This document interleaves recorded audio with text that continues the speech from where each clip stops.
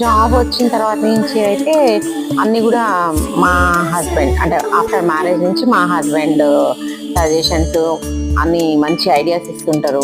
అయితే నాకు అనిపిస్తది అనమాట. మామూలుగా అందరి మగవాళ్ళ విజయం వెనుక ఒక స్త్రీ ఉన్నారు అంటే నాకు మాత్రం మా ఆయన ఉన్నారనిపిస్తది. నాకున్న ఆలోచనకి ఆయన యాడ్ అయ్యారనమాట. ఎంకరేజ్ చేసి. కొన్ని నైట్స్ ఏ టైం అంటే ఆ టైం నేను బయట ఆపరేషన్ థియేటర్‌లో కేసెస్‌కి అసిస్ట్ చేయడానికి వెళ్ళేదాన్ని.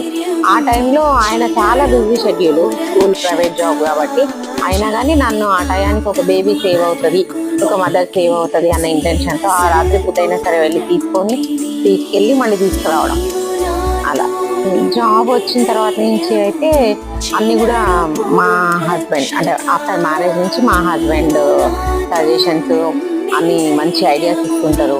అయితే నాకు అనిపిస్తదనమాట. మామూలుగా అందరి మగవాళ్ళ విజయం